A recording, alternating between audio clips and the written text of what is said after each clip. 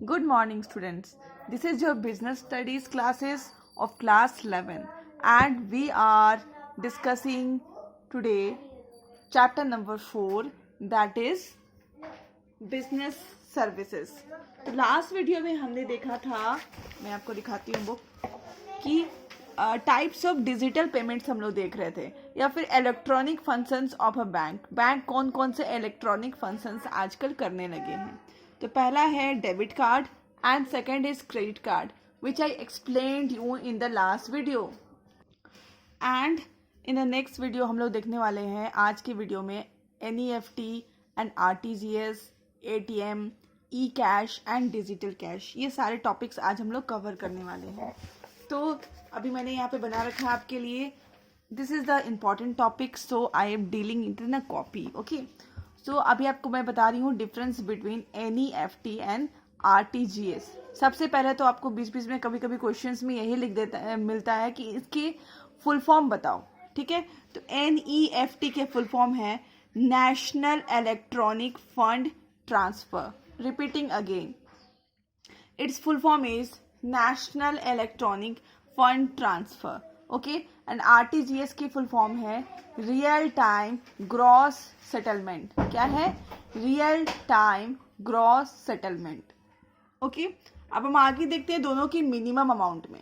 ठीक है, यहाँ पे मिनिमम अमाउंट NEFT मतलब एक्चुअली ये दोनों होते क्या है अगर मैं आपसे बताऊं तो ये है it's a medium of fund transfer. ठीक है, हम अपने फंड्स को एक जगह से, for example I am sitting in a Ranchi, so it is basically NEFT or RTGS, it is a mode by which we can transfer our money from one place to another. Okay, like if we are staying in Ranchi, अगर हम रांची में रह रहे हैं और हमने कोई flat खरीदा है मुंबई में और मैं अभी रांची में हूँ और मुझे अपना फ्लैट का पैसा पे करना है, दैट इज़ टू पे इंस्टॉलमेंट, तो I can do RTGS. Okay, या फिर NEFT, हम लोग दोनों में से कुछ भी कर सकते हैं. ओके, और यहाँ पे बैठे बैठे हम उस बिल्डर को जिससे हमने फ्लैट खरीदा है उसको हम पेमेंट कर सकते हैं. ओके, अब हम आगे बात करते हैं इसकी मिनिमम लिमिट की. ठीक है, सबसे जो छोटा लिमिट कौन सा है, तो यहाँ पे कोई मिनिमम लिमिट नहीं है. लिखा है नो मिनिमम अमाउंट रिक्वायर्ड, मतलब ऐसा नहीं आप 20,000 भी कर सकते हो NEFT, 30,000 भी कर सकते हो. ठीक है, 5,000 भी कर सकते हो, 10,000 भी कर सकते हो. Any amount you can transfer, so it's written no minimum amount required. But यहाँ पे लिखा है मिनिमम अमाउंट 2 लाख. यहाँ पे आप क्या कर सकते हो, आप सिर्फ 2 लाख से ऊपर की जो जितनी भी वैल्यू होती है बस उसी का आप ट्रांसफर कर सकते हो. तो मिनिमम कितना है? 2 लाख है. 2 लाख, 3 लाख, 4 लाख, 5 लाख. ओके, तो मिनिमम स्टार्टिंग कहाँ से होती है इसकी? 2 लाख से होती है. मैक्सिमम लिमिट यहाँ पे भी लिखा है नो लिमिट, मतलब कोई भी मैक्सिमम लिमिट हो सकती है. यहाँ भी लिखा है कोई भी मैक्सिमम लिमिट हो सकती है. अब ये किसके लिए सुटेबल है? This is suitable for small money transfer. छोटे अमाउंट को अगर हमको ट्रांसफर करना है तो then you can do that NEFT. Okay, but if you are doing the big amount, आपके पास अगर बिग अमाउंट को आपको ट्रांसफर कराना है तो then you should use RTGS. Okay, यहाँ पे लिखा है सेटलमेंट डन इन बैचेस. ठीक है, बैचेस मतलब ऐसा नहीं है कि आप गए NEFT कराने और हो गया. एक बैच होता है, मतलब इस बैच में एटलीस्ट 5-6 पीपल्स का बैच होता है, उस पर वो करके यहाँ पे होता है. ठीक है, that is why it is slower. ठीक है, इसीलिए ये थोड़ा स्लो है, but it is real time. Real time मतलब आप गए NEFT, आपने एक फॉर्म मिलता है वो भरा, उसके साथ आपको एक चेक अटैच करना होता है, वो अटैच करा आपने, और एट द सेम टाइम आप क्या करोगे कि प्रोसेसिंग हुआ आपका, जो भी आपको प्रोसेसिंग बैंक्स में बताया जाता है कि आप ये करिए, ऐसे करिए, वैसे करिए, and then you have to submit that form. ये सारे कुछ हुए, प्रोसीडिंग्स हुए, एंड जस्ट रियल टाइम मतलब तुरंत आपका क्या हो जाता है, मनी वन प्लेस से दूसरे प्लेस पे ट्रांसफर हो जाता है. So it is done in real time and it is more faster. Okay, so ये था उनका डिफरेंस. और इसके अलावा और भी बहुत सारी चीज़ें हैं, लाइक NEFT आप कौन कौन से दिन कर सकते हैं. लाइक संडे को आप NEFT भी नहीं कर सकते हो, RTGS भी नहीं कर सकते हो. ठीक है, ये कौन कौन से दिन में करते हैं, इनका टाइम भी है, कौन कौन से टाइम में आप NEFT कर सकते हो, कौन से टाइम में आप RTGS करते हो. तो all this things are irrelevant, इतना आप पढ़ लोगे, that is enough. Okay, then अब आगे हम देखते हैं एटीएम.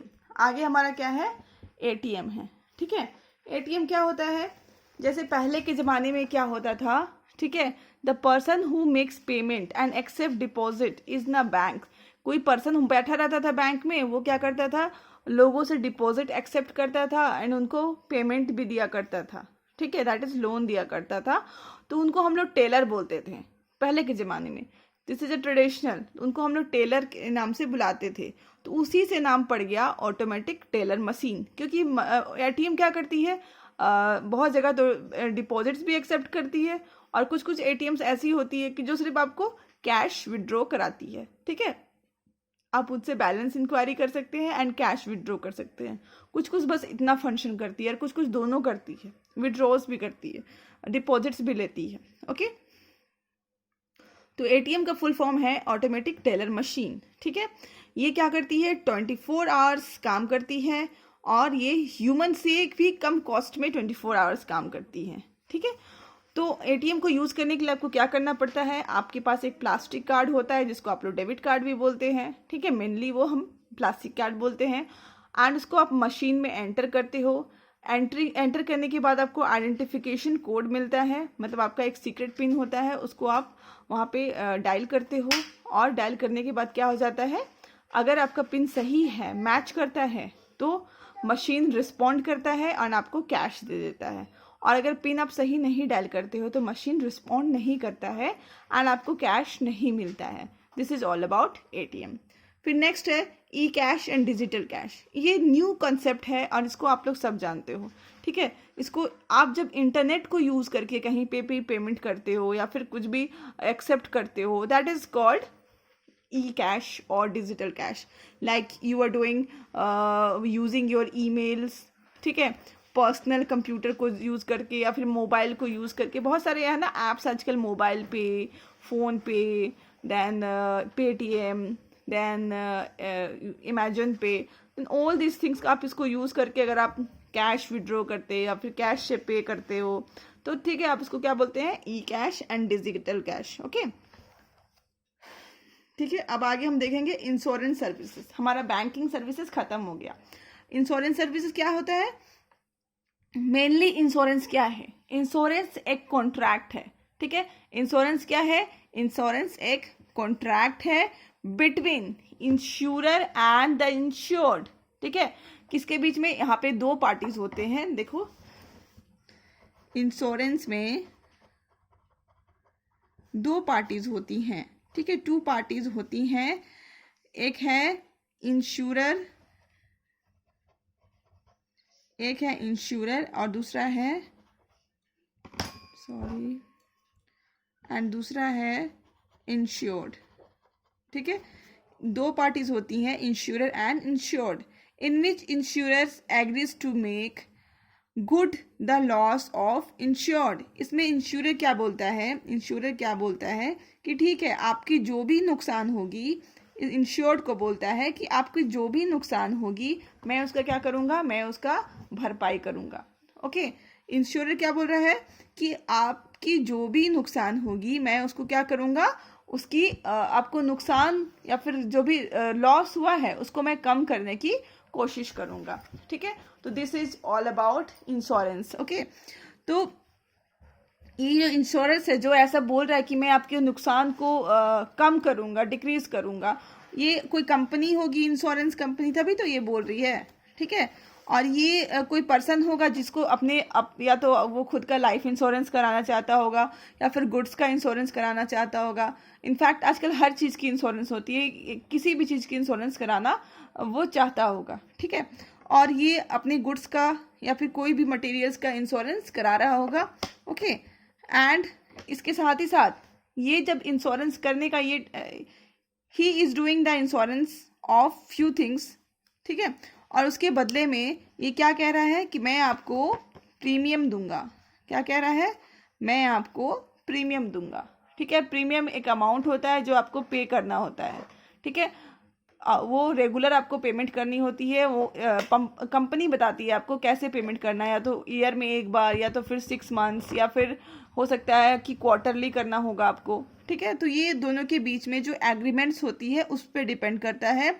और ये एग्रीमेंट रिटन एग्रीमेंट होता है, कि ऐसा नहीं है कि आप ओरल एग्रीमेंट कर लो और हो जाती है बात, इसको रिटन एग्रीमेंट होता है एंड इसको बोलते हैं इंश्योरेंस पॉलिसी। आप जनरली क्या लेते हो? Insurance policy.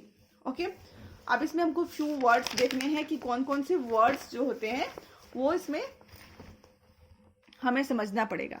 सबसे पहले इंश्योरर है, ठीक है। इज द इंडिविजुअल और द फर्म, मैंने कहा ना इंश्योरर कौन होता है? फर्म होती है या फिर इंश्योरेंस कंपनी होती है जो कि एग्री करती हैं कि आपका कोई भी नुकसान होगा तो हम उसको क्या करेंगे? कंपनसेट करेंगे, कंपनसेट करने की कोशिश करेंगे। ओके, इंश्योर्ड क्या होता है? इंश्योर्ड वो पर्सन होता है जिसका कि नुकसान हुआ है। इंश्योर्ड क्या होता है? इंश्योर्ड वो पर्सन होता है कि जिसका कि नुकसान होता है, ठीक है, जो अपने नुकसान के लिए, अपने गुड्स को नुकसान से बचाने के लिए या फिर कंपनसेशन लेने के लिए इंश्योरेंस करा रहा हो, ठीक है। तो इंश्योरेंस और वो क्या करता है? रेगुलर प्रीमियम, एक अमाउंट उन दोनों के फिक्स होता है कि कितना प्रीमियम पे करना है। तो जो इंश्योर्ड है, जो अपना इंश्योरेंस करा रहा है, वो एक अमाउंट ऑफ प्रीमियम इसको देता है, ठीक है। अभी आपको तो पता है कि इंश्योरेंस ऐसा नहीं है कि आप ले लो तो हो जाएगा, ठीक है। आपने वहाँ पे डिपेंड करता है कि आपने अगर लिया है तो वो मान लो आपने स्कूटी का इंश्योरेंस लिया कि मेरा स्कूटी चोरी हो जाएगा, ठीक है, तो आप मुझे इंश्योरेंस कंपनी क्या बोलेगी? ठीक है, मैं आपको एक नया स्कूटी दूंगा, ठीक है, या फिर उसके अमाउंट कुछ पैसा दे दूंगा, ठीक है। तो this is what insurance company क्या बोल रही है कि अगर आपका स्कूटी चोरी हो जाता है तो I will give you a amount to compensate it, okay, और I will give you a new scooty, ठीक है। तो यहाँ पे इंश्योरेंट क्या करेगा? इंश्योर्ड क्या करेगा? ठीक है, वो रेगुलर प्रीमियम हर महीना पे करेगा कि ठीक है मेरा स्कूटी चोरी ना हो जाए, अगर हो जाएगी तो आप मुझे कंपनसेशन दे दोगे।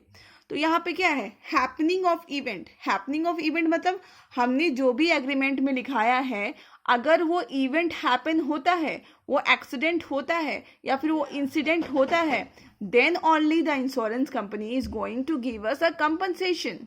एंड वो इवेंट अगर हैपन होती है तभी जो इंश्योरेंस कंपनी है आपको कंपनसेट करेगी, वरना वो कंपनसेट नहीं करेगी। देन इन दैट केस अगर वो नहीं करती है तो आपका प्रीमियम जो है वो बेकार चला गया, ठीक है। और बट आपको तो प्रीमियम पे करना ही है। प्रीमियम एक अमाउंट है जो आपको पे करना होता है इंश्योरेंस कंपनी को। आप क्वार्टरली पे कर सकते हो, हाफ ईयरली पे कर सकते हो, एनुअली पे कर सकते हो, और कितना पे करोगे ये डिपेंड करता है on agreement. Okay, so that's all in today's video. Hope you learned something. Thank you.